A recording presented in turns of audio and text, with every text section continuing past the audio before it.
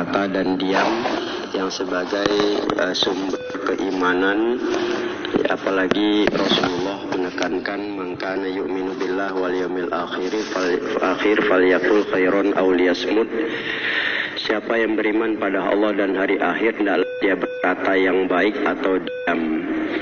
Nah, bicara masalah antara diam dan berkata ini, kita akan bicarakan bagaimana komentar dan pendapat para ulama mensikapi hal tersebut, ya, sebagai satu acuan bagi kita di dalam mengarungi hidup bergaul, karena memang berkata-kata ini tidak bisa dihindarkan, namun pada dasarnya juga tidak berkata juga tidak bagus. Maka itu kita coba menelaah, ya, beberapa ucapan orang-orang yang bijak pada masa lalu, ya, baik kalangan para sahabat ataupun ya orang-orang yang kita kenal di dalam sejarah. Luqman Al-Hakim ketika menasihati anaknya, dia mengatakan pada anaknya, ya bunaya laukanan nutku tiddotan wakana sumtu zahaban. Wahai anakku, kalaulah ya berkata itu diibaratkan dengan perak, maka diam itu adalah emas. Ternyata ini kalau kita lihat adalah perkataan Luqman Al-Hakim kepada anaknya. Ya, makanya ada pepatah diam itu emas, berkata itu perak. Ya, ini saya lihat di dalam kitab Al-Jamil Usulul Aulia, bahwa bisa lebih banyak berharga ya nilai tersebut. Nah, kemudian juga Bishr Al-Khafi mengatakan bahwa ya kalaulah kamu timbul ujub ketika mau berkata, hendaklah kamu diam. Ketika kamu diam timbul ujub dalam diri kamu, hendaklah kamu berkata. Kita tuh kan kadang, ya maaf kalau bercakap ini kan berlomba-lomba mau paling paten kan gitu. Ya, ada gitu pada bercakap, oh saya kan sering begitu dia. Bagus diam aja lah. Ya, nggak usahlah bercakap. Ya, kita kan cenderung, ya bukan tidak boleh, wajarnya ya, seperti kadang kita cerita tuh membanggakan harta, membanggakan anak, itu kan menimbulkan ujub. Ya. Memang digambarkan Allah di antara juga manusia ini apa, wa tafakhuru minal amwali wal aulad. Ya, manusia ini ada masalah i'lamu annamal hayatad dunya, itu di Al-Hadid ayat 20 kan jelas, ketahuilah bahwa kehidupan dunia ini penuh dengan permainan, kesia-siaan, dan ya suka membanggakan harta dan anak. Ya wajar kita memang kalau cerita anak ini luar biasa, tapi rasanya yang wajar-wajar sajalah. Ya, tidak harus sekali begitu, anak saya begini. Nah, silahkan ya ditanya orang, anaknya jawab. Ya, tak ditanya orang ya sudah diam. Ya, ini kan cenderung anak saya, cerita dia. Nah, kata Bishr Al-Khafi, kalau kamu mau berkata itu menimbulkan ujub, diam aja katanya, bagus diam. Tapi ketika kamu diam, merasa saya ini paling diam nih, begini, bagus cakap lah kan tuh ya, supaya tidak timbul ujub itu. Kadang-kadang diam pun juga bisa menimbulkan ujub, merasa kita lah paling baik di situ. Nah, ini juga merupakan satu hal yang bisa kita jadikan ya nilai pemikiran dan penelaahan, betul, bukan tidak kita bilang ya, bukan hal yang salah. Artinya menjaga supaya cakap itu kalau sudah timbul ujub, merasa bangga, merasa hebat, ini kan nanti akan menyalah cakap ini. Udah enggak lagi ya pada porsi yang diinginkan dia. Nah, Abu Ali Ad-Daqqaq berkata, katanya adalah siapa yang yang diam terhadap kebenaran, maka setan yang tumbuh di dalam dirinya. Udah jelas salah, dia tidak mau cakapkan yang benar itu, ya, dengan berbagai macam hal, khawatir, takut dan sebagainya. Maka yang jelas itu setan yang tumbuh. Supaya apa? Supaya yang salah itu jalan terus, tumbuh secara berkembang dengan besar. Yang benar itu dia lenyap sama sekali. Itulah kesukaan setan itu. Jadi mungkin perlu juga menjadi satu ya bagi kita kayak pemahaman yang jelas. Kalau udah salah ya bilang salah. Tinggal bagaimana bijaknya kita itu menyampaikan hal tersebut. Ternyata Abu Bakar Siddiq di beberapa kitab saya baca ya, termasuk Jamil Usul Aulia, begitu juga kitab Risalah Kusyairi dalam bab diam itu, Abu Bakar tuh setahun pernah ngulum-ngulum batu. dimasukkannya batu ke mulutnya, dia kulum-kulum itu. Ya, orang bercakap didengarinya, kalau dia perlu baru dia keluarinya. Dikeluarkannya baru bercakap, nanti masukkannya lagi. Ya, kita kan cenderung begitu. Kalau udah di mulutnya ada sesuatu kan mau bercakap pun payah dia. Ya. Nah, itulah yang dilakukan Abu Bakar 1 tahun. Sehingga dia sedikit kali bicara pada saat itu. Apa artinya menjaga? Ya, kalau kita mungkin ya bisa bombon kan gitu, tapi nih bombon ya bisa penyakitan juga gitu bilang, ya. Kita ini kan mungkin bisa mengganti, cuma agak boros sedikit lah, tekor kan gitu kalau bahasanya. Ya, Abu Bakar itulah yang dia lakukan. Dia kulum-kulum batu itu 1 tahun itu dia lakukan untuk apa? Menjaga mulutnya itu. Jadi ketika mau bercakap baru, kalau nggak bercakap dia masukkan lagi, apalagi cakap nggak perlu. Nah, inilah juga kita bilang ya, kita terserah saja. Kalau mau pakai versi seperti ini juga tidak ada masalahnya. Cuma bersihkanlah batu itu betul-betul. Ya, jangan main ambil aja batu dari tanah itu masukin, nggak begitu ya. Nah, ini satu hal juga teknis yang dalam antara berkata yang baik dan diam itu, nah bisa kita mungkin mengerimnya. Karena pada dasarnya kembali seperti kita ungkapkan tadi, bicara ini apa ya? Karena orang kadang-kadang kalau udah bicara ini beradu apa, mau beradu dia yang paling jelas, paling apa dan sebagainya. Nah, ini juga menjadi satu ya ukuran yang perlu kita pahami. Nah, Umar bin Abdul Aziz itu ketika dia selalu menulis surat, nah ketika timbul ujub dalam dirinya, itu kata-kata itu dia robah pada yang lain, dia ganti. Sampai kadang-kadang ya banyak kertas itu ya dia tulis, asal dia tulis timbul ujubnya untuk menyampaikan suatu itu, udah nggak jadi, tidak mau dia. Sampai begitulah, karena tulisan juga merupakan ungkapan kata-kata. Ya, tulisan juga mewakili kata-kata yang bisa. Apalagi seperti kita kan, tulisan ini kan di SMS, di Twitter, di apanya, hologram dan sebagainya. Ini kan cenderung ya malah di situ perang. Ya, melakukan perang apa ya perang di situ. Ya, kalau orang merasa dia bagus ya silahkan aja, nggak ada masalah kita bilang. Ya, kalau dia merasa hebat nggak perlu kita bilang, cuma ingatkan saja hati-hati, jangan begini. Kita ini lah karena sekarang ini saking banyaknya bercakap, akhirnya kerja nggak ada. Itulah negara kita makanya hancur. Ya, banyak kali bercakap kita bilang, semuanya mau bercakap, tak ada yang tak bercakap. Yang kadang-kadang bukan ahlinya pun bercakap kadang-kadang, inilah ya. Ini karena mass medianya juga kurang bagus juga kalau kita bilang ya meletakkan hal seperti itu. Akhirnya apa yang terjadi kan? Sementara kan yang dibutuhkan itu kan bekerja, berbuat. Apa yang perlu dibuat? Ya bukan buat bercakap aja. Maka tuh bercakap ini pun pada orang-orang yang bijak itu jelas ya sangat hati-hati dan tidak mau, dan dia paham sekali. Umar bin Abdul Aziz ketika dia berjalan di satu malam dengan pengawalnya, ya itu dia jalan nggak sengaja dia tersenggol kakinya terhadap ya maaf itu ada orang macam gelandangan begitulah di pinggir jalan itu duduk. Maka ketika dia tersenggol gitu, orang ini marah. Dia bilang, apa kau gila katanya. Ya. Maka Umar bin Abdul Aziz tidak. Ya udah jalan aja dia. Ya. Rupanya pengawalnya namanya lah pengawal kan, karena bodyguard ini kan banyak kali aksinya nih. Ya. Apa dibilang oleh Umar bin Abdul Aziz? Oh Tuan, itu orang keterlaluan, kurang ajar sekali terhadap Anda. Dia tidak tahu siapa Anda. Tidak. Dia tadi bertanya samaku, apakah kau gila? Sudah aku jawab, tidak. Ya sudah, yuk jalan kita katanya. Ngapailah yang itu besar-besari coba. Ya.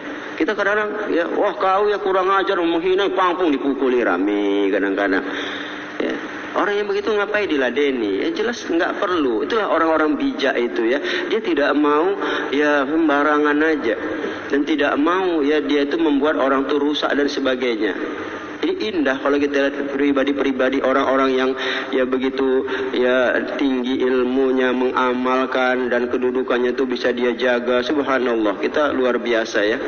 Kita kadang-kadang pejabat digitu kan udah dia tukang pukulnya udah tau-tau udah mati orang dipukulin gara-gara cuma itu aja, dikritik aja udah berkelahi, ya diserang.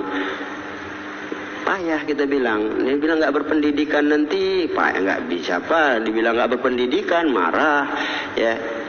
Dibilang nanti kita bilang nggak punya etika, makin ribut.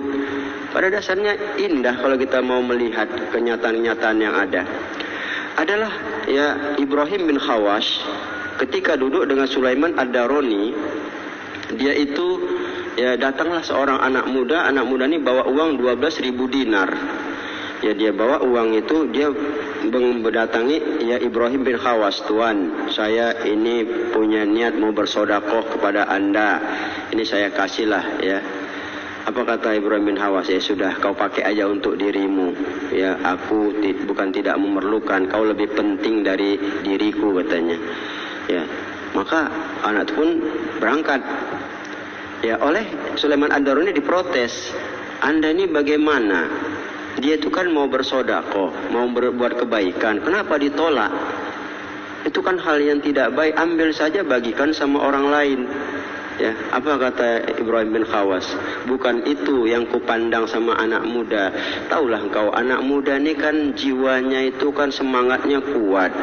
Kemudian anak muda ini kan gairah-girohnya itu ya tinggi. Nanti kalau sudah aku terima, dia itu akan berkata sama orang lain bahwa saya tadi memberi sipolan ya 12.000 dinar. Nah, kau bayangkanlah, kalau dikasihnya lah uang tuku terima, bercakap dia sama orang lain, apa enggak ria dia? Hilang pahalanya, hilang duitnya katanya. Begitulah mereka itu menjaga orang lain itu.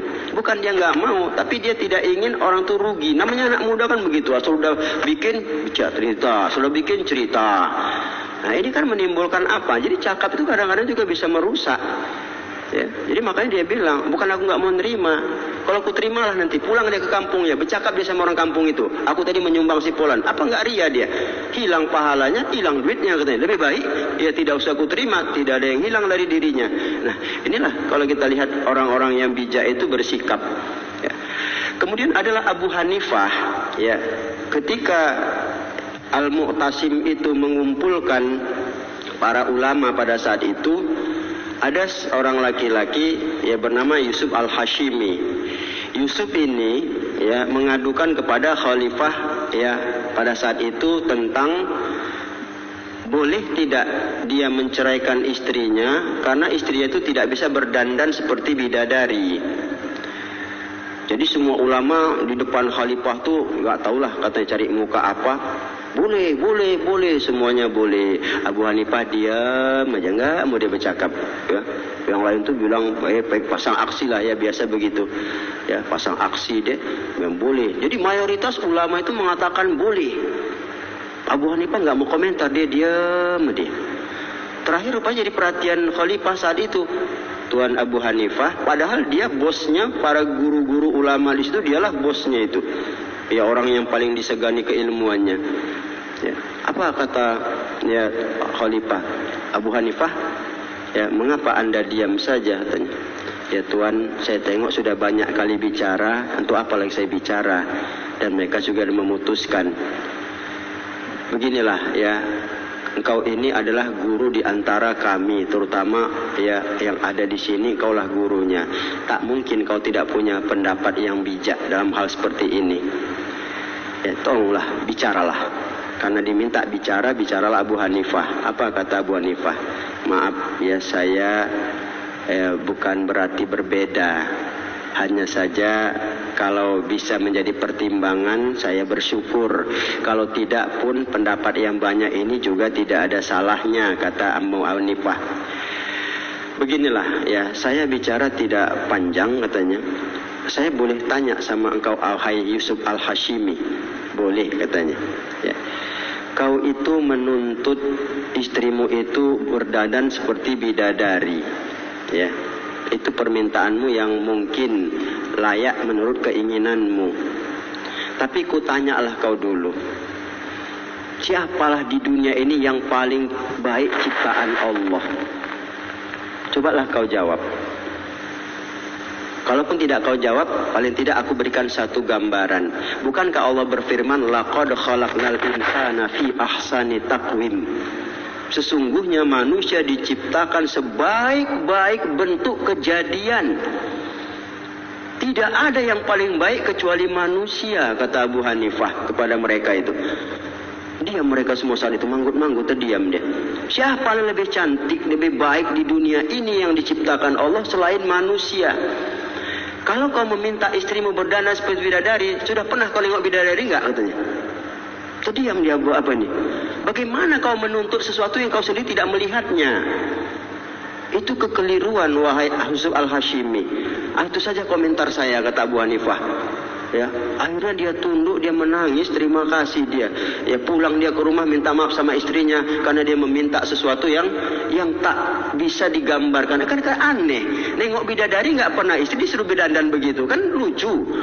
Akhirnya apa? Batal semua pendapat ulama itu dan baliklah istrinya dia kepada istrinya. Nah, inilah kalau kita lihat orang yang bijak itu, ya. Dia punya pertimbangan berkata itu, ya tidak sembarangan aja, ya bercakap, ya apa yang penting ngomong aja. Nah, sekarang kan begitu. Ya rata-rata kan mencari mukanya dengan pandai bersilat lidah dan sebagainya. Inilah kalau kita lihat ya sikap-sikap berbicara itu yang membuat insya Allah ya indah dalam kehidupan itu sebetulnya, dan ada jalan keluar yang baik. Memang berkata perlu qaulan baligha, artinya berkata yang sampai, yang dipahami. Memang bercakap ini perlu dan orang perlu paham. Hanya saja kadang tidak bisa sembarangan berkata-kata itu kalau tidak punya nilai. Ya, tidak punya nilai yang ada, ini yang perlu. Apalagi kadang-kadang ya berkata menimbulkan kesombongan. Nah, itu ada itu ya. Ibnu Muqaffa itu pernah di Basrah dia ceramah dia. Oh, ceramah lah. Hebat kali ceramahnya, orang terdiam semua. Terakhir dia menantang. Ini yang nggak boleh. Kita ceramah ya ceramah, tapi janganlah menantang. Ditantangnya lah. Siapa yang mau nanya sama saya silahkan. Ya, saya akan jawab. Apa yang di balik lipatan bumi dan di lipatan langit pun saya akan jawab. Wah, itu kan sudah keterlaluan dia. Ya, datanglah satu orang, ya nampaknya loyo begitu. Tuhan, saya boleh tanya? Ya, boleh katanya. Ya silakan, apa mau Anda tanya? Kira-kira Tuhan, kalau saya boleh tanya, usus semut letaknya di mana katanya. Nah, itu aja ditanyanya. Tuh diam dia, 20 menit berkeringat, dia nggak bisa jawab. Ya, akhirnya apa? Minta maaf lah ya. Memang tadi saya agak ada sombong sedikit, maka saya tantang tadi. Siapa mau bertanya? Saya jawab di lipatan bumi dan di lipatan langit pun saya bisa menjawabnya. Ditanya orang usus semut, nggak tahu dia. Ya, ini kan satu hal. Ya. Akhirnya coba lah tanya yang lain. Oleh ini tadi diuji juga kan. Tanya Tuhan, ya kapanlah kita ya bisa berbuka puasa? Itu kalau sudah terbenam matahari. Kalau matahari nggak terbenam-benam bagaimana Tuhan? Diam lagi dia. Ya. Udah minta maaf lah saya